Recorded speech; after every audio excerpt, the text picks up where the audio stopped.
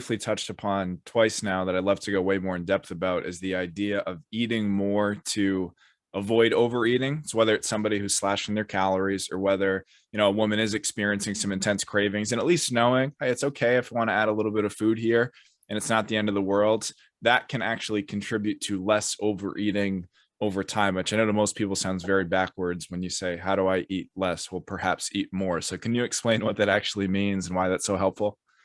Yeah, I think a lot of people get confused about this, and then they get a bit confused whether is that metabolic adaptation or like readaptation, or am I reverse dieting now? And it's like, no, it's helping your adherence. So I think where I see this most often is women trying to stick to like 1,200 calories and finding that they can't lose weight.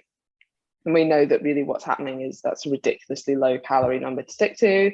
They're trying to create a huge deficit. They're really hungry and they end up overeating at other times, whether they feel like they can say that or whether they don't want to say that, they don't want to share that yet. Sometimes if you just open a safe space to say that, like, oh, even just being like resonating a little bit, like if I was trying to stick to that, I think I would be overeating at certain times. Like, do you ever find like you just get so hungry that you do overeat? And then they're like, okay, yeah, actually, most weekends I end up overeating. It's just during the week I stick to these really low calories. And then actually you realize that it's turned into a bit of a cycle. So the reason that you're overeating is because you've over restricted so much. And what most people focus on is, I want to avoid this overeating episode. So what I need is more willpower. Like I want to avoid that. That's the thing I'm going to focus on. When actually, and as you say, it seems quite counterintuitive. If you just eat more, then it's much less likely that that overeating episode will happen. So it's focusing on basically eat more to then eat less, and it's less on average. So that happens like definitely within people's weeks. People get kind of stuck into that, especially around the weekend, but also sometimes within people's days. So a lot of the time that people end up overeating is in the evening. And then there's numerous reasons that this can be, but one of them is that they've not really eaten enough during the day.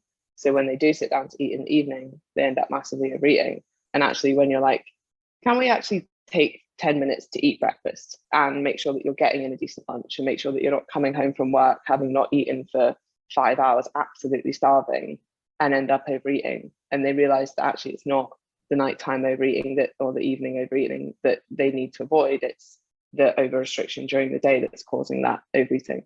So the focus should be on avoiding or removing the over restriction, which will remove the overindulgence. And most people think about that the opposite way.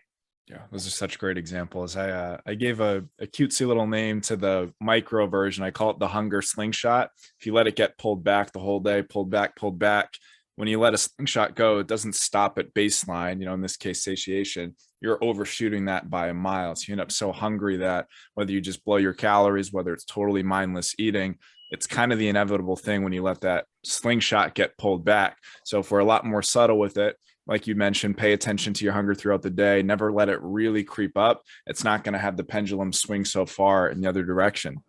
And then on a more macro level, I'm going to steal that. I like that. Go right ahead. Go right ahead. And on a more macro level, I think this is also where having, I mentioned before, like the client data, looking at calorie ranges and weekly averages. And when I've had a client where, say, we start them out on 1,600 calories and they're not super consistent with that, and they're falling into this undereating, overeating cycle where, by the time they get to the weekends, maybe they have 3,000 calories on Saturday and Sunday because they feel restricted or excessively hungry or whatever. And then I suggest, hey, let's bring your calories up to 1,800, which in theory would be a smaller deficit and slow down progress. And that's what people are afraid of. I just direct them back to, okay, let's look at the last 7 days, what your actual average was, because maybe it's 2,100. And then looking forward, if I told you could have that extra, I say have, like I'm a dictator. If I encourage you to have an extra few hundred calories a day, how much better would that feel for you psychologically to think I can have a muffin and it's not like a quarter of my calories for the day?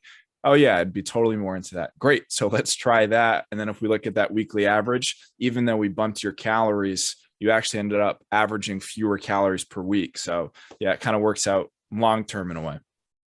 Yeah, absolutely. And the mindset is so different around that as well. So if you're like, they failed every single week, and then it's like, I have to stick to these really low calories.